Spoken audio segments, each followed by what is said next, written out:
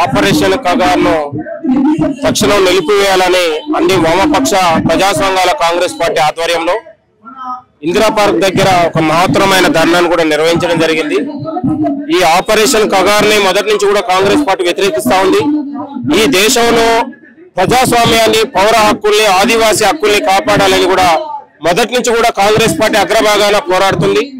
మోదీ, అమిత్ షాలు వచ్చిన తర్వాత ఈ దేశంలో ఆదివాసులకు రక్షణ లేకుండా పోయింది।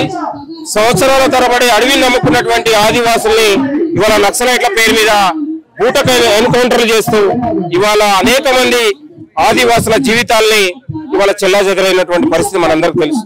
ఇవాళ ప్రధానంగా అడవులలో ఖనిజ సంపదను కొన్ని వర్గాలకు దోచిపెట్టడానికి ఆపరేషన్ కగార్ అని ప్రవేశపెట్టి ఇప్పుడు ఆ వర్గాల నుంచి ఒత్తిడి వస్తుంది కాబట్టి ఆ వర్గాలకు తలెక్కి ఆపరేషన్ కగార్ ని ఒక డెడ్ లైన్ పెట్టి ఈ రోజు నక్సలైట్లను చంపడం అంటేనే ఈ దేశంలో ప్రజాస్వామ్యాన్ని, రాజ్యాంగ హక్కును కాల రాయడమని కూడా ఈ సందర్భంగా మోడీ, అమిత్ షాలకు నేను డిమాండ్ చేస్తా ఉన్నాను।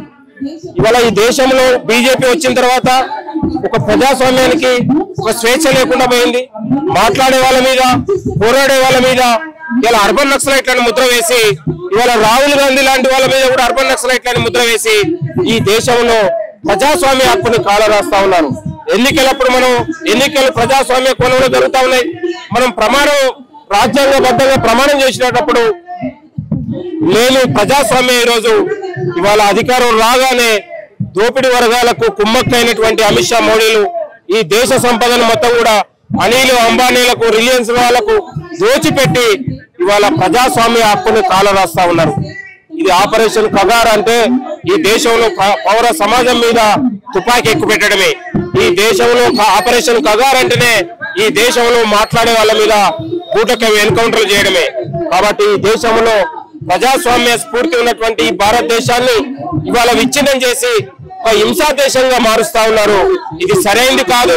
తక్షణం బీజేపీ నాయకులారా, కేంద్ర మంత్రులు కూడా దీనిపైన ఆలోచన చేయాల్సిన అవసరం ఉంది। ఆపరేషన్ కగారు నిలిపివేయాలి, లేకపోతే ఈ దేశంలో ఉన్నటువంటి పౌర సమాజం మొత్తం కూడా బయటికి రావాల్సిన అవసరం ఉంది।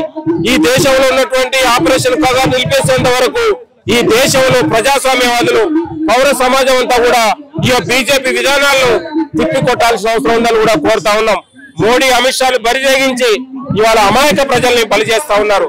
ఇవాళ అడవిని నమ్ముకున్నటువంటి ఆదివాసీ కులాలలో ఇవాళ పోలీస్ బెటాలియన్, ఆర్మీ బెటాలియన్ దింపి ఇవాళ మానవ హక్కుల్ని కాలరాస్తా ఉన్నారు।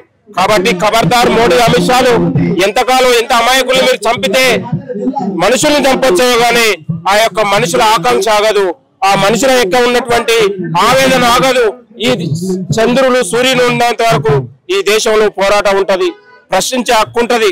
కాబట్టి ఆపరేషన్ కగార్ను తక్షణం నిలిపివేసి ఈ దేశంలో ఉన్నటువంటి ప్రజాస్వామ్య, రాజ్యాంగబద్ధ హక్కుల్ని కేంద్రం కాపాడాలి। లేకపోతే ఈ దేశ ప్రజలు తిరుగుబాటు చేస్తారు।